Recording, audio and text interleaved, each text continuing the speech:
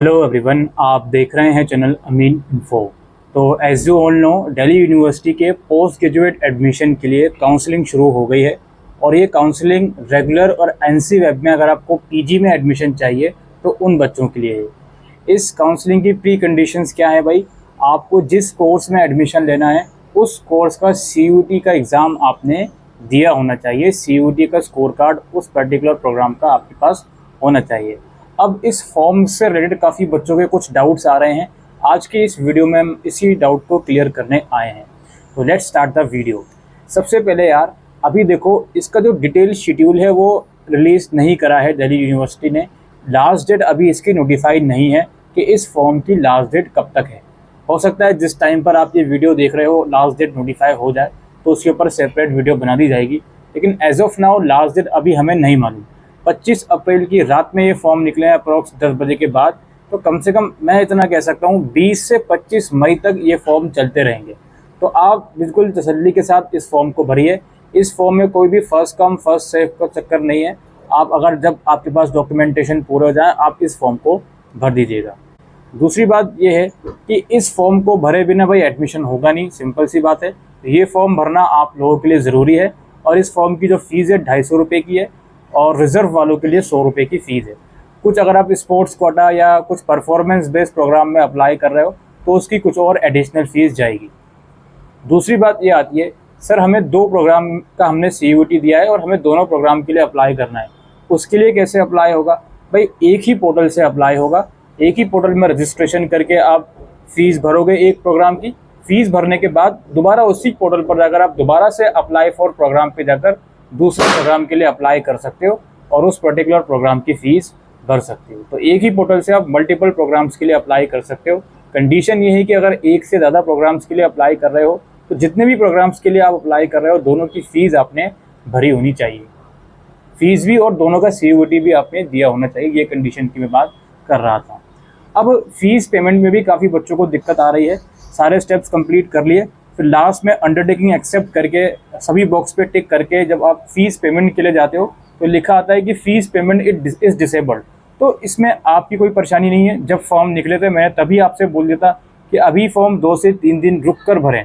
तो fees payment आप 2 से 3 दिन रुक कर लीजिएगा, या जब वो पोर्टल में जो ग्लिच है वो सही हो जाए उसके बाद कर लीजिएगा, कोई दिक्कत वाली बात नहीं है। अब हम आ जाते हैं फॉर्म से रिलेटेड कुछ डाउट्स में।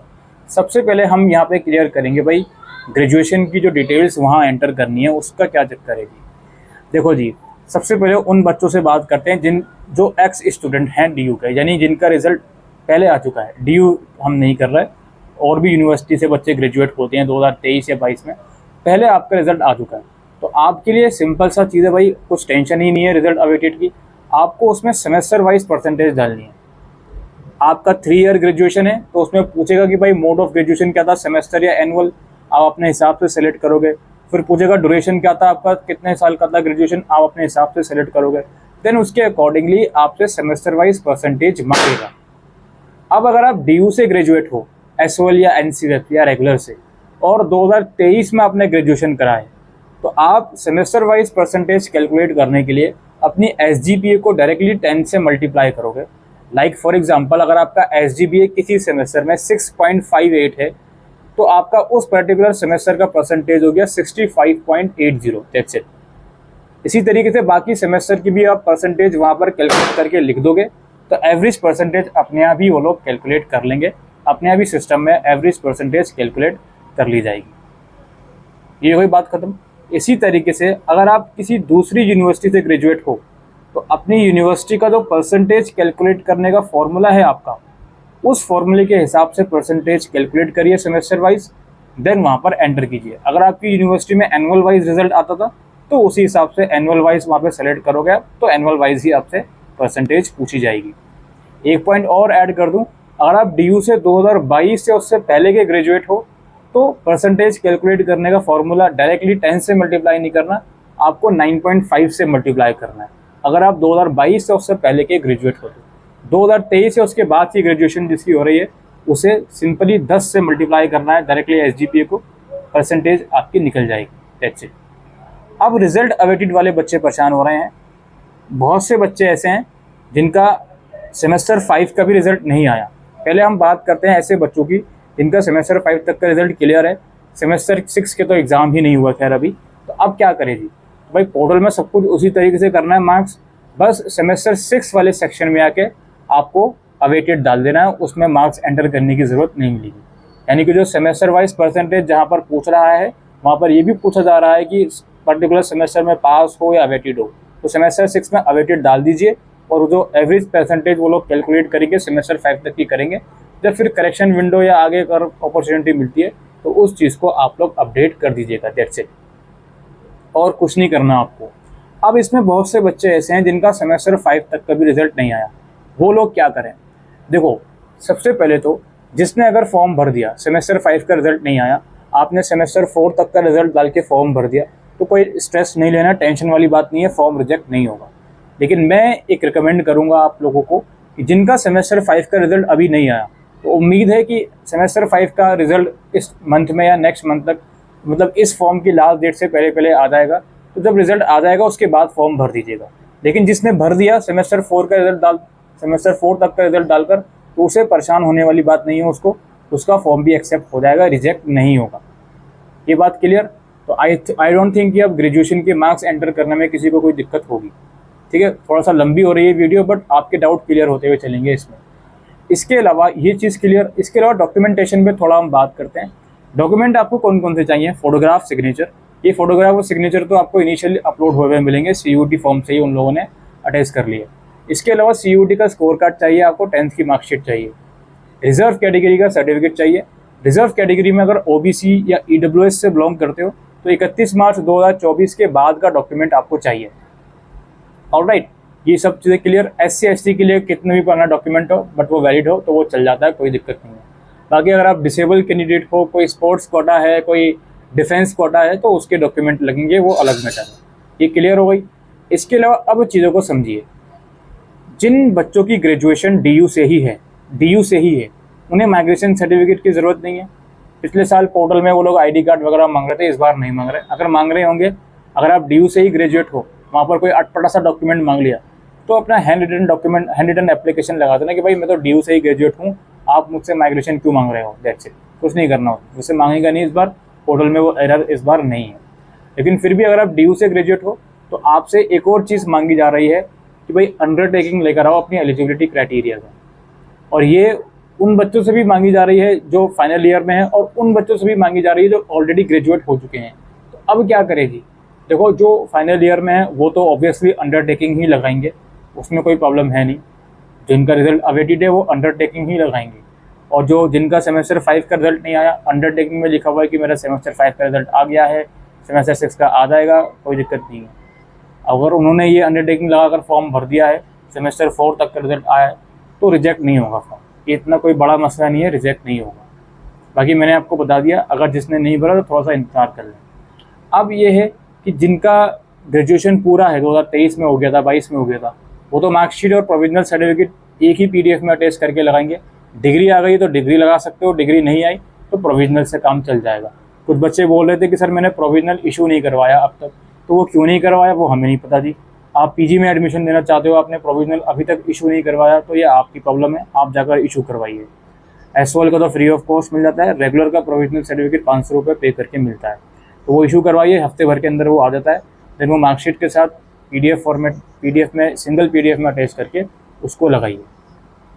और अगर आपकी ग्रेजुएशन DU के बाहर की है तो आपसे माइग्रेशन सर्टिफिकेट मांगा जाएगा, अगर है तो लगा दीजिए। अदरवाइज़ आपके CSS जो प्रोस्पेक्टस आया था उसमें मार्कशीट के लिए भी अंडरटेकिंग है, उसको प्रिंट आउट लीजिए, उसको हैंड राइटिंग में अपनी फिल करिए, उसको लगाइए, दैट्स इट। ये डॉक्यूमेंट का सारा मसला था, ठीक है। जो ग्रेजुएट हो चुके हैं उनसे भी अगर अंडरटेकिंग मांगा जा रहा है तो उसकी जगह पर अपनी मार्कशीट और प्रोविजनल का ही PDF लगाइए, क्योंकि जो बच्चा ग्रेजुएट हो चुका है उससे कोई मतलब नहीं है कि वो अंडरटेकिंग लगाएगा। वो तरफ अपना रिजल्ट दिखा रही है ऊपर, नीचे फिर ये दिखा रही है कि भाई मेरा रिजल्ट अवेटेड है, तो इसमें कोई तुक नहीं हुआ। तो वो उसकी जगह पर अपना मार्कशीट और प्रोविजनल ही लगाइए दोबारा से, कोई प्रॉब्लम वाली बात नहीं है। ये हो गई सारी बात डॉक्यूमेंटेशन की। इसके अलावा काफ़ी बच्चे NC वेब में एडमिशन लेना चाहते हैं, तो प्रोसेस आपका बिल्कुल सेम है जी। आप जब प्रेफरेंस शीट भरोगे तो उसमें NC वेब का भी प्रेफरेंस दे दीजिएगा, दैट्स इट। और कोई अलग से आपको एक्टिविटी नहीं करनी। हो सकता है आपसे शायद आधार कार्ड वगैरह मांग ले अलग से डॉक्यूमेंट प्रूफ, और मुझे नहीं लगता है और कोई प्रूफ आपसे मांगा जाएगा, बस यही है एनसीएफ का। तो इसके अलावा करेक्शन पीरियड और गलतियां जो बच्चों ने करी हैं, कौन कौन सी गलतियां हैं जो करेक्शन पीरियड में रिजॉल्व हो सकती हैं। देखिए मेरे हिसाब से 90% जो मिस्टेक्स हैं वो रिजॉल्व हो सकती हैं करेक्शन पीरियड में, मुझे नहीं लगता कोई दिक्कत आएगी। इवन प्रोफाइल लॉक करने से पहले काफ़ी बच्चों ने गलतियाँ करी हैं, डॉक्यूमेंट गलत अपलोड कर दिए या कुछ चीज़ें गलत भर दी, कोई भी चीज़ें गलत भर सकते हैं बच्चे, इनरोलमेंट नंबर गलत भर दिया। अच्छा, इनरोलमेंट नंबर के ऊपर ही मैं आता हूँ। आपने ग्रेजुएशन DU, SOL या NCF से करी है या कर चुके हो या कर रहे हो, आप are you pass out from DU को येस ही करोगे हमेशा और अपनी रिलेवेंट डिटेल्स प्रोवाइड करोगे, चाहे आपने 2020 में करी हो, 22 में करी हो, 23 में करी हो या 2024 में कंप्लीट हो रही हो, चाहे वो रेगुलर की हो, SOL की हो, NCF की हो, उसको येस ही करोगे आप और अपनी रिलेवेंट डिटेल्स वहाँ प्रोवाइड करोगे, enrolment number, year of passing वगैरह। और कॉलेज डिपार्टमेंट में SOL के स्टूडेंट सिर्फ स्कूल ऑफ ओपन लर्निंग लिखेंगे और जो भी चीज़ें हैं वो आप वहाँ पे केयरफुली लिख दोगे, दैट्स इट। ठीक है, ये चीज़ें हो गई। बाकी मिस्टेक्स पे मैं आ रहा था, मिस्टेक्स जितनी आपने कर ली हैं वो एक्सेप्ट हो जाएंगी, मतलब करेक्ट हो जाएंगी, करेक्शन पीरियड ओपन होगा तो उसके अंदर आप करेक्ट कर पाओगे। काफ़ी बच्चे ये बोल रहे थे सर ईमेल चेंज करा जा सकता है, नहीं जी, रजिस्ट्रेशन के टाइम पर ही OTP उसी ईमेल पे आ रहा है जो आपने CUET के टाइम पर दिया था, तो ईमेल तो चेंज होना पॉसिबल नहीं है जी, तो उसके तो कोई चांस नहीं है। ठीक है, और बाकी यही सब चीज़ें था। डॉक्यूमेंट आई थिंक फ़ोटोग्राफ जो उसमें पहले से ही एक्सेप्ट करा हुआ है CUET वाला, उसे शायद आप चेंज कर सकते हो, वहाँ पे ऑप्शन है दूसरा अपलोड करने का, वो एक बार आप लोग देख लीजिएगा।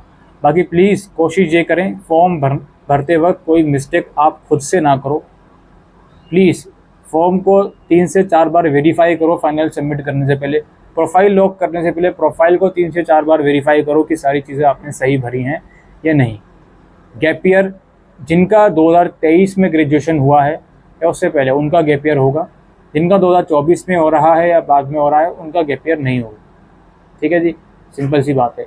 और बस यही सब चीज़ें हैं दोस्तों, मुझे नहीं लगता इसके अलावा और कोई डाउट आप लोगों का बचना चाहिए। और बाकी कुछ अगर डाउट होगा तो आप कमेंट सेक्शन में लिख के पूछ सकते हो। प्रेफरेंस शीट बहुत केयरफुली बनाइएगा और मल्टीपल प्रोग्राम्स का मैंने आपको बता ही दिया। तो यही दोस्तों आज की इस वीडियो में इन्फॉर्मेशन थी, कुछ डाउट्स थे जो मैं क्लियर करने आया था। आई होप ये जानकारी आपको यूज़फुल लगी हो, तो वीडियो को शेयर कीजिएगा। Thank you.